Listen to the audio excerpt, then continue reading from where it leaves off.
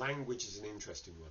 I just want just because I was talking to somebody and we were talking about the word responsibility, which maybe I'll cover in another video, but responsibility is really interesting because it's the French influence on our language means that we don't always say things the way that they're written. So responsibility is responsibility, and in French that word would be responsability.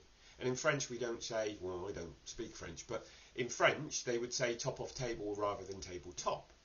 So responsibility becomes ability response, or your ability to choose your response. Language is really, really interesting because we do the same thing with sales and marketing, but what comes first? Marketing, right? So it should be marketing and sales. What about knife and fork? When you hold them in your hand, you have a fork and a knife. If you read from left to right, you have a fork and a knife. And yet we say knife and fork. And it's because the way that things work don't always work the same way in language, so you have to be really careful about the way that you think about this stuff. Same thing as systems and processes. Actually, the process is what happens, and the system is how we make sure that it happens that way. So process comes first. And if you're engineering your company, that's an important thing to remember. I just thought I'd share.